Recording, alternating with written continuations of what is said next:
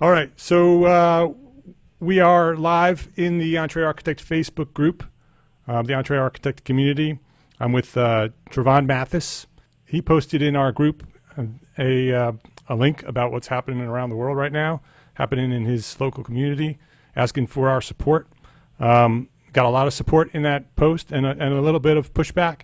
And I wanted to reach out to you. I asked you to sort of just jump on a call right now, just to give us an opportunity to talk a little bit, to help us understand a little bit more about what's going on around the world, and specifically with you, a member of our community. So, Trayvone, why don't you introduce yourself, talk a little bit about who you are, where you're going, and then let's talk a little bit about what's happening right now.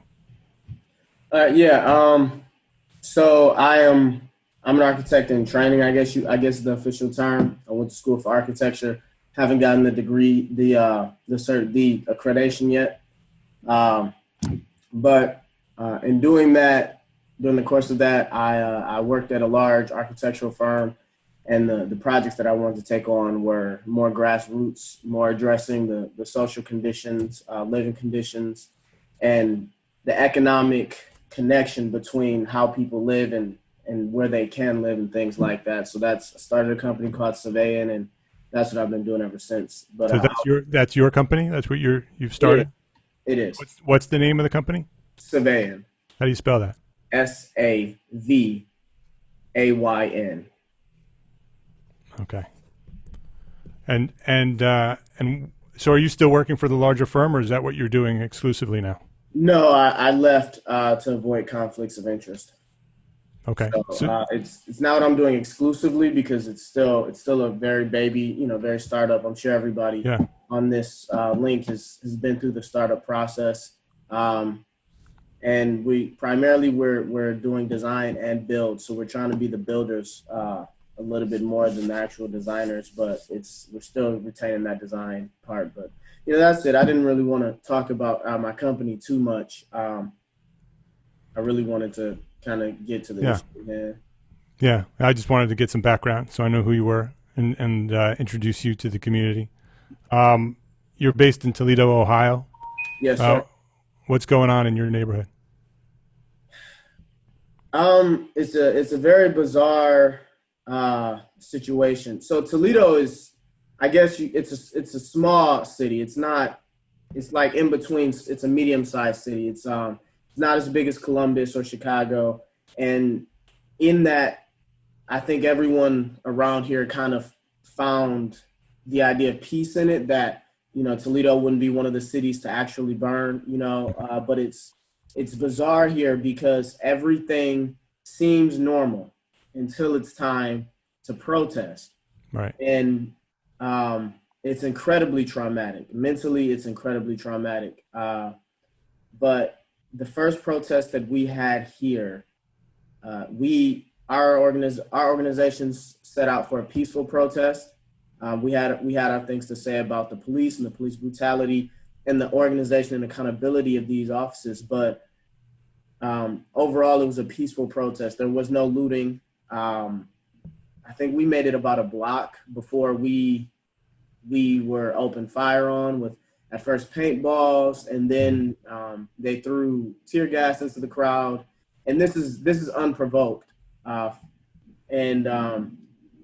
After that, we just got coerced throughout the entire march by very, I guess you can say, low-key riot response units. So they had the riot tank out, and they would shoot the rubber bullets and stuff like that. And this was early. This was in broad daylight, without any violent provocation. And as the day went on, things escalated a bit, but there was no vandalizing of any properties or anything like that. It was just, I'd say, 90% a peaceful protest. This is a Black protest, so you'll hear me referring to race. I generally avoid it in group conversations. This is a Black protest, and sometimes some of our allies didn't fully understand that this is not meant to be an attack the police right at this moment. So they tried to do things like throw water bottles, and mysteriously there's guys in the crowd with just book bags full of bricks who weren't protesting, just walking around handing out bricks. Like, hey, do you need a brick? Do you need a brick? When no one was throwing bricks yet. And it's strange how it escalated, but overall it was peaceful. As long as we held back anybody doing any kind of harm to the police or vandalism, and it just got out of hand very quickly. And that was during the day. As the protest went on, the mayor called a curfew at the time of the curfew. So at 9 o'clock, there was a curfew call for 9 o'clock while protesters were out. Nobody had any fair warning. Exactly, without any access to knowing that it's a curfew. They blockaded the area that was under curfew, and they proceeded to beat the protesters. They targeted the medics exclusively so that protesters couldn't be, for lack of a better word, revived, tear gas in their eyes, treated for that. A lot of my friends have been shot in the legs and head by the rubber bullets, which is not how they're supposed to be used. Even if there is a justification for that kind of force, they're supposed to be fired at the ground, and then it should indirectly hit protesters in order to disperse the crowd. Well, these were fired directly at the protesters, shattering shins. People need stitches. One guy I know, he got shot directly in the eye. It's just and then the next day, and this is where the trauma begins, after witnessing that, after standing there and dealing with and wrestling with the courage to stay there, to just stand. We got off of the street. I guess disrupting the traffic is illegal. So we got on the street and we were being fired on the sidewalk there's no reason for us not to be able to gather on the sidewalk. We weren't on private property and we were being fired on for that. And then the next day, everything's just back to normal again. I go out and I build garden beds for the community with my company, and everybody's smiling and dinner, and it's like nothing happened. Yeah. And it's a traumatic experience, and that's what's worrying me, and that's why I'm reaching out, because if you think about what's happening right now, this country's on the brink of dividing, period. Mm-hmm. All it would take is for one branch of any military organization to just simply say no. And we have a civil war, and this should be front page. You shouldn't be able to watch anything on TV without seeing this. This should be worrying every citizen, not black, not white, every citizen of the United States, but it's not. Everyone's operating and going about their jobs. In the office I work at, for my day job, no one's talking about it. It's like everyone's doing the best they can to suppress it. And it's just strange, because I go home, because I'm not going to stop protesting. As long as there are people protesting for my rights, I'm going to go out there to peacefully protest with them.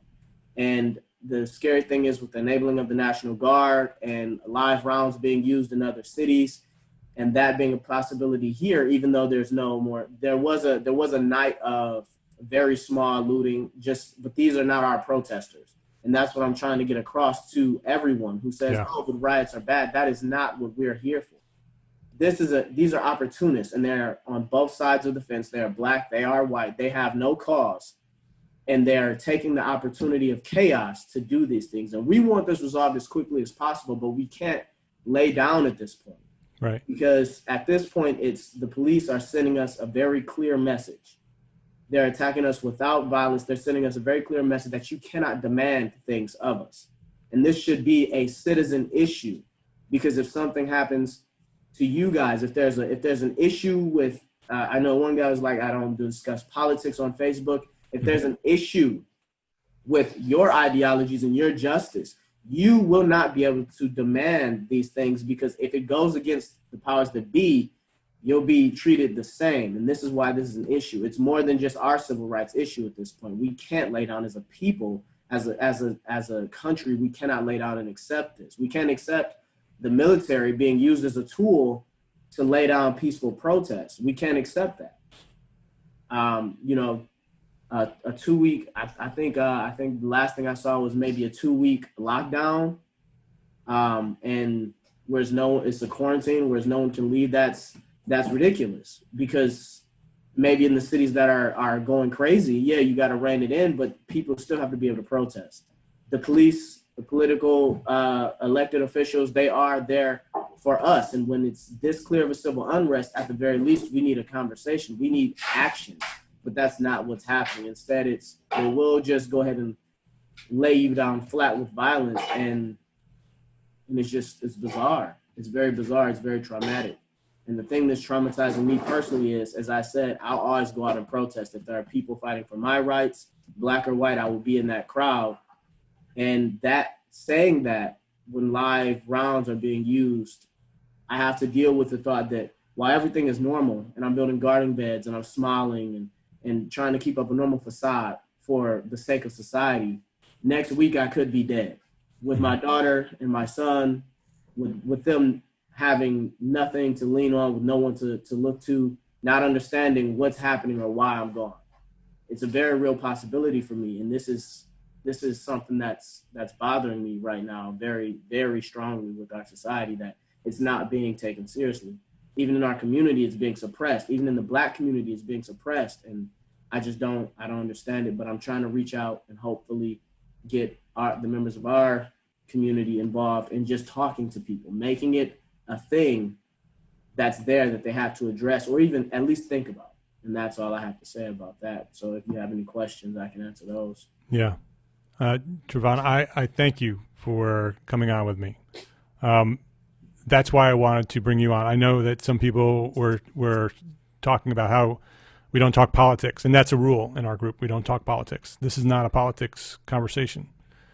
Trayvone is a member of our community just like anybody else, and he's got a crisis. When we have crisis within our family, we reach out and we look to see how we can help. And I think a lot of us feel helpless because we don't know what to do. We don't know how to support you, how to speak out, how to be a part of the solution. And so I thought by having you come on and just talk about what's happening with you and in your community, because what's happening to you and what's happening in your community is happening everywhere throughout the United States. It's happening in my city, in Charlotte, North Carolina. It's happening in all the cities. And there's different levels of it, but it's all happening. And it is very concerning that peaceful protesters are being responded to the way you're being responded to, and that it sounds like from what you're describing, that there are people within your peaceful protests that are not really part of your peaceful protest that are causing issues in order for it to explode. So it's no longer peaceful, and that's very, very concerning. That in America we should be able to peacefully protest and assemble and speak our mind and protest things that we feel are not the way America is supposed to be, and there are people who are trying to stop you from being able to do that, stopping all of us, which is exactly your point. This is not about you. It's not about the Black community. It's about all of us as Americans, that if they're doing that to you, they can do that to any of us. And that you, as a member of our community of architects, we should be supporting you any way that we can. So is there something specific that we can do you did say, talk about it, explain it to the people around you. And that's my cause as well, is try to control the things that you have control of, right? I say that at the end of the podcast every week recently, is all you can do is the things that you can do, right? All you can do is control what you can control. And what Trayvone is saying is talk about it to the people around you, right? Is that what we can do at this moment? It's just don't ignore it. Don't suppress it. Talk about it. Yes. We have to, as a country, if we stand together, to be clear, all it would take is for people to just say no, not doing it. That's it. That's all. That one thing is just to get people to a point where they're like, no, if you're in the National Guard and you've got activation orders, to just ask yourself, because you may be going to another community to quote unquote bring back order, but while you go there, someone else is going to come here and they're not going to respect your community. It's going to be, it's a thing. It's like they're trying to frame us. I see Donald Trump's tweets and and they're framing us as thugs. And to be clear, a lot of us are angry. A lot of us are angry. A lot of us have went through more than most of the protesters have. Not every Black person has been slammed and thrown in the back of a police car and injured, but there are an overwhelming number of those people in that crowd, and they do want blood, you know, and it's because of what's been done to them, but they're suppressing that and they're holding it back, and maybe they're splintering off from the protest, but the protest is not what needs to be diverted from. Everyone who's watching who says, yeah, I don't condone the riots, though, then don't condone the riots. But right. That's a separate issue entirely. No one's saying, hey, we want to see the world burn. We want to see accountability and justice. If nothing else, accountability. And that's all. We just want to see accountability in a nation that has none. Right now, you have to imagine the next thing could be you, Antifa, anti-fascists. That's, I don't know if everyone's, familiar with what fascism is, but I don't understand why that would be a bad thing to be against fascism, against the overwhelming oppressive force of police for the ideals of the state versus the people. Right now, Mark, you could go out there and you could get into an altercation with the police officer, and if he doesn't like what you're doing, he'll turn the body cam off and he'll arrest you because he can, and no one's gonna stop him. He can forcefully arrest you. He can slam your face on the concrete. He can physically harm you, and you don't have to be resisting. And once you're in the police car, once you're out, this is in public view. Once you're away, there's nothing that can protect you. Right. Police are the last line, and a lot of people are being arrested, and they're disappearing into the system, and there's nothing left for them. There's no protection at that point. We're restrained. We can't defend ourselves. We are wards of the state without any defense, and they are abusing us. And they'll do it in broad daylight. They'll do it with people watching. They just won't do it in front of the camera because it can be shared. So they'll make people turn them off. They'll turn off their own body cams. And the second they start doing this should be a concern for you. This should be a very serious concern for all of you, because it's not just a Black issue anymore. Your Constitution's being stepped on and ripped apart. Yeah.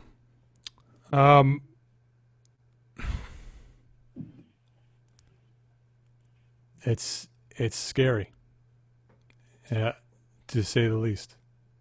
Yeah, that's a big issue for me. I'm brave with conventional issues. I'm brave, I'll step up to speak on someone's behalf, but I am like most people. If I saw someone being brutalized by the police, I'd probably record it. I'd ask myself,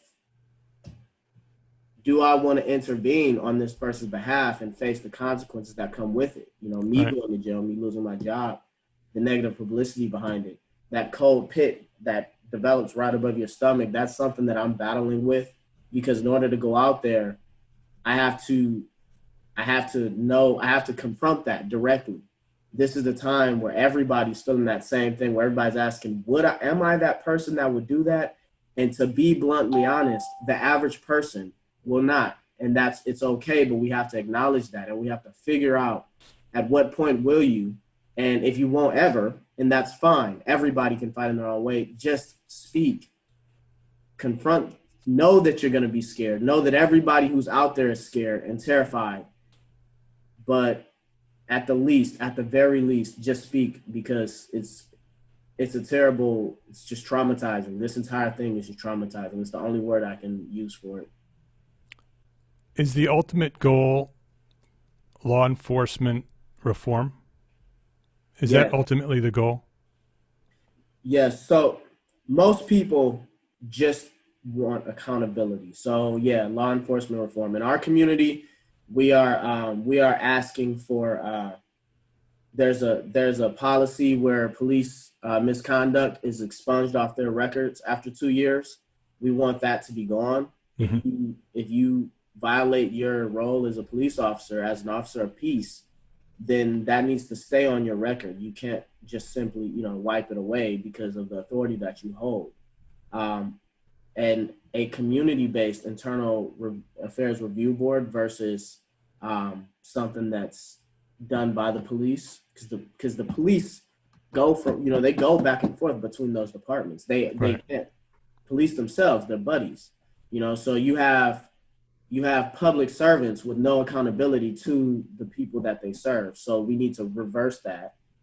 And I think those are the two big things right there. And those would be huge steps in our personal community towards accountability. Now, across the nation, it depends on how bad the oppression has been in that community. With George Floyd died, they're calling for all kinds of stuff. They're calling for community policing and like the complete dissolution of the police, which may or may not happen. We'll see. But at the very least, they want that man prosecuted. And I think if he did get prosecuted, that would be a very big step, because it's a huge precedent. Okay, it'll be a time where someone was caught on camera murdering someone, and they actually got tried and convicted for it, because right now that's not the case. Police can kill you and there's just overall sympathy for them, not the victim, and that's just not okay. Yeah, I think it from what you're talking about and from what I see, and I don't, to be honest, I'm not digging deep, because I focus on the things I can control, and I sometimes feel like I don't have that control, and so I don't focus on it. Mm-hmm. And so I really appreciate this conversation to sort of help me understand what's happening, because I don't like watching the news, because the news never tells you the truth, either side. The political, when it does get political, that's not the truth. What's the truth is what you're living through, and to be able to hear that from you to me is how we can learn. And what I'm hearing is that, much like there are a few protesters that are causing major issues in peaceful protests that cause it to become a riot, right? The rioting is not the protest. The protest is peaceful. The riot is something else. And the response to that riot is something else. And there are police in every police department that are bad people. And there are bad people in those peaceful protests creating riots. And if there was a reform, if the system was shifted, if the system was rebuilt, right? Tear it down and bring it back up with everybody involved in how that system works, then there is accountability. And there is a process for making sure that the people who are enforcing the laws, the good people who are out there protecting us all as citizens, can do their job and do their, and when you do have somebody make a mistake, they are handled. And if it's not a mistake and it's intentional, they are handled in a specific way. If that happens, if the law enforcement system can be reformed, I think that would go a very long way. That this is not necessarily a black and white issue. This may not even be a racist issue. This comes down to a system failure, right? And it's very, very deep, obviously, very deep, and suppressed for centuries. Yep. And so this is not an easy solution, right? And I also don't see a lot of leaders standing up on either side, sort of making statements and saying, well, here's how we fix this. Why don't we talk, right? Why don't we stop the fighting, come together and have a conversation, and let's find solutions. I don't see that either. I mean, again, I'm not watching the news to see any of that happening, but I don't see it coming through the internet. I just see a lot of angry people and a lot of angry response, because that's what the news media wants you to see, because they want you to watch TV, right? They want those ratings, and so they're going to show you the worst piece of whatever's happening. Mm-hmm. And so being able to have a conversation with you, which as soon as you posted that, I'm like, I have to have a conversation with you, because I don't know. I live in Waxhaw, North Carolina. It's not happening here. Yeah. And so to understand what's happening with you and your neighborhood and your family, and that you by protesting, you're putting yourself, you're at risk. You're putting your life at risk, and you have a family, you have kids. Yeah. And so I pray for you, and I pray for your community, and I pray for our nation, that we all come together and solve some of these big problems. And I thank you for coming and sharing your story and helping us in this community of architects. One of our community members are suffering, and we need to do something about that. So, Trayvone, thank you very much for coming and spending a little bit of time with me. If there's anything any more that we can do more than talk, let me know. Connect with me and let me know. Okay. All right. Thanks, Trayvone. Be safe. Be well.